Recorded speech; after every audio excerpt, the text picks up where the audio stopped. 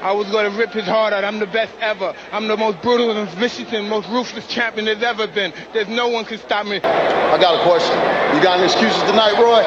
Let's not ask questions like that. Let's test what's going to work. Tonight, Roy. Let's go to work. Ever give me a fair shake? HBO needs to fire you. You don't know shit about boxing. I wish I was 50 years younger and I'd kick your ass. You won't do shit. You won't do nothing. You know we've been fighting 400 and still fighting to this day. To this day. What's up, boxing family? King of the Ring TV here. Make sure you like, comment, and subscribe to the channel. We got some good fights on that was on last night or tonight. Make sure you guys go check them out. So we got Lomachenko versus Nakatani. The fight with Tank Davis versus Mario Barrios, and I'm gonna give you my thoughts on Eric Salubin versus Jason Rosario. And the first fight we're gonna get into will be Lomachenko. Lomachenko, his performance with Nakatani. It was a good, exciting performance. Lomachenko had a point to prove. You know, he with himself, and you know, to show Teofimo, you know, as he wanted to do. He wanted to show Teofimo that he won off of that. Teo won off of you know, Lomachenko having a bad night. So that's the reason why he won. So, you know, hopefully it's a chance we see a rematch, because I think it should have been a rematch, and I think Lomachenko should have, if he knew, in my honest opinion, if he knew that his shoulder was messed up or whatever, he should have canceled. He should have bagged out on the fight and got the surgery. Because in this fight against Teo's former opponent, which Teo had trouble with Nakatani, and it didn't end in really a knockout. Nakatani was, you know, having his way with Teo, and Teo was struggling. So, and you know, Lomachenko came in and got the job done, even though, you know, it was Teo's leftovers. But you know, he came in, got the job done, knocked Nakatani out, and that was the end of that. And looked excellent doing it. He was looking like the old Lomachenko that we should have saw against when, you know, it was a fight with Teofimo versus Lomachenko, whenever he had that fight with Teo.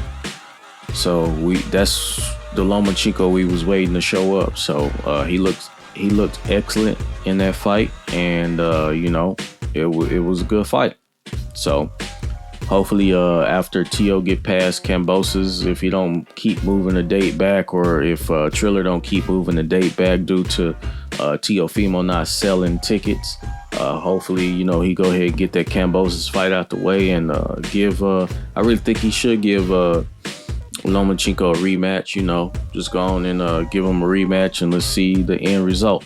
But after that performance, he probably won't. You know, he'll hang on to the title. Because the way, you know, the way I see Teo and how he's been moving, he's moving honestly as a sucker.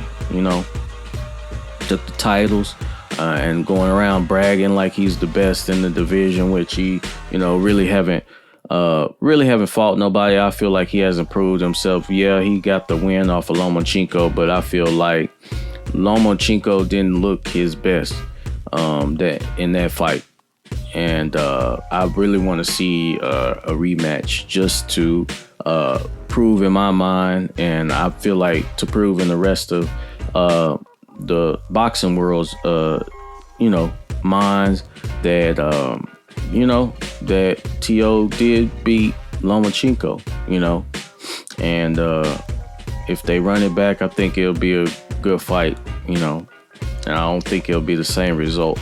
So, but I'm pretty sure Teo, he wouldn't take that fight. That's why Teo's dad left, because his dad was at the fight. That's the reason why Teo's dad left out the fight, didn't hurry. Of course, he didn't like what he saw. So, you know, they ain't gonna take that fight. His dad, especially you got your dad T.O. listens to his dad a lot, so his dad runs a lot of it. So his dad's gonna move T.O. The way move him the ducking way, because he's not trying to fight. He's not trying to fight. T.O.'s not trying to fight Ryan Garcia. He's not trying to fight Devin Haney. And he's definitely not trying to fight Lomachenko. So, he's on that whole high horse thing, bragging about the titles and stuff like that. So, and taking the titles and running with it and saying he's the best, this and that. So, but anyways, the next fight will be with Eric Salubin versus Jason Rosario. My opinion on that fight with the Eric Salubin versus Jason Rosario. Rosario, I felt like Rosario was big and strong. I was kind of getting worried at the end of the fight when he was fighting Eric Salubin. Eric Salubin at the beginning was looking good in the fight. And I felt like I was saying to myself when he was, beating Jason Rosario, just beating him, doing good work on him. I was saying to myself, this is not the Jason Rosario that I've seen in the other fights before the Jermell Charlo fights. I was like, man, he got power. Why is he not using it? What is he doing? He's flat-footed. He's just not boxing the way the way I seen him in other fights, with all that power. And then next thing you know, he ended up catching Eric Salubin. And then Eric Salubin, he almost was out there, but not too much so, but he was getting there. Because Jason Rosario was pouncing on him, and after he wobbled him, hit him. But Eric Salubin got back to the corner, and his trainer said, quit effing around with this guy. This guy's strong and this and that. Yeah, just like I figured. I figured Jason Rosario was, I knew he had that power. I'm like, I was wondering why he wasn't using it. Like, what was going on? But,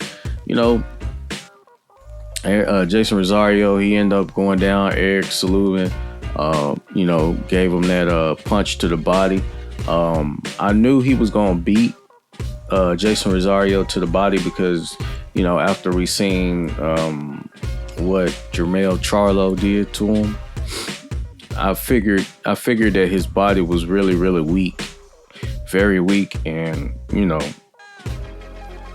Eric Salubin, he proved it. So I just think that Jason Rosario, man, after that second loss to the body, I think he need to really just go back to the lab and just, he need to work on his body, getting his body strong, because his body is very weak. And, of course it's going to be weak if you got that high guard up all the time, you leaving your body exposed. So he need to get some new trainers or, get somebody that can work on his style of fighting, because he's still fighting like a wild man. And, you can tell that he's still got some learning to do when he fights. So, but he's got power. He just, he's got that high guard, and he's got a weak body, So, but anyways, Eric Salubin ended up winning that fight, and he did, box him, and I don't think that he'll be ready for Jermell Charlo.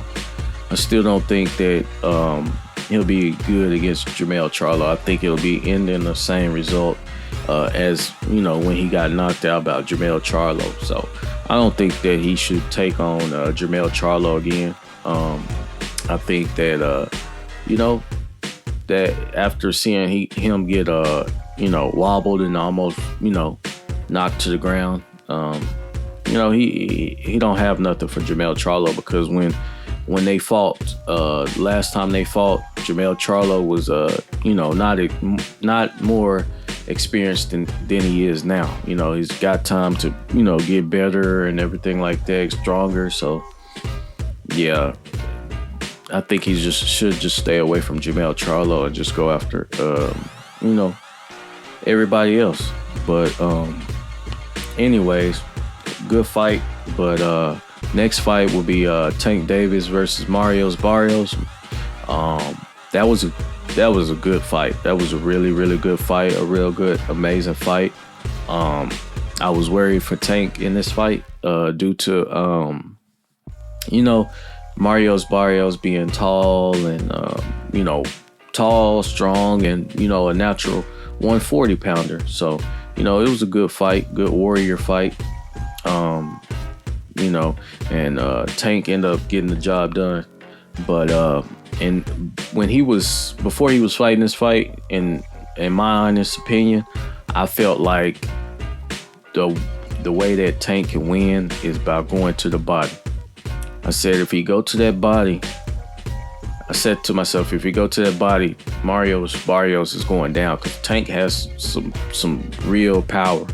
So if he can not headhunt so much and go straight to the body and put all that power to the body, Marios Barrios is going down. So, and I seen Marios Barrios try to come back.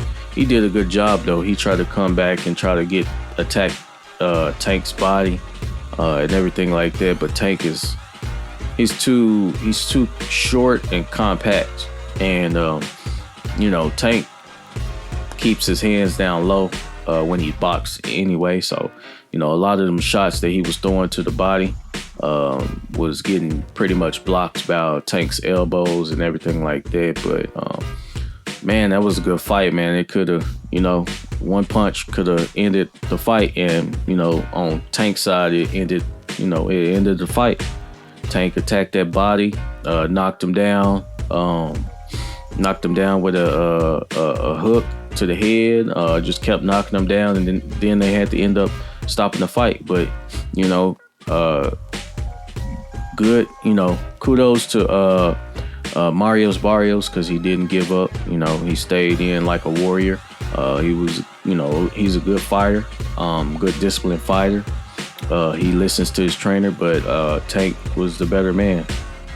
And Tank, now is a 3-division world champion.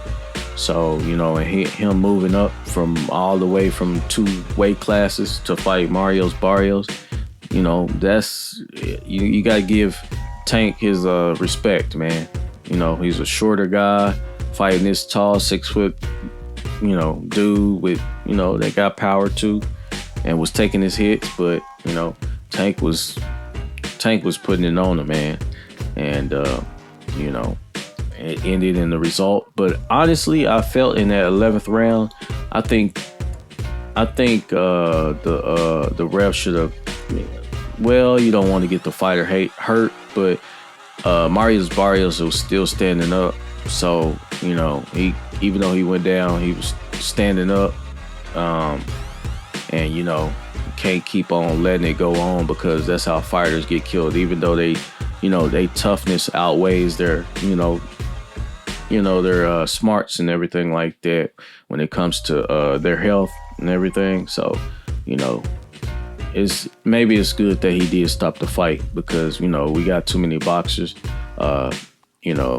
We lost like a couple years back. We lost like 2 boxers, due to that. So maybe it was a good idea that he did stop the fight. But it was a good war. It was a good fight. So Tank ended up winning in the 11th round. Listening to Floyd, because Floyd also said the same thing I said. I was kind of amazed, because Floyd said the same thing I said. He was like, attack that body. And I said that before they fought. I was like, man, that's the way that Tank can win, is go to that body, because Marios Barrios is a taller fighter and Tank is a shorter fighter. So, his body is more open and more closer to him than Marios Barrios' head will be. So, and Marios Barrios would have trouble with Tank, because Tank is a shorter fighter, and he's explosive, moves fast, and it's a lot to try to grasp when it comes to Tank. So Marios Barrios did a good job. Tank did a great, excellent job. So we'll see what happens next. We'll see if any of these 135 pounders like Ryan Garcia, Teofimo, Devin Haney, and other fighters will step up and fight Tank, you know. So, but good job, congratulations to Tank and all the winners tonight.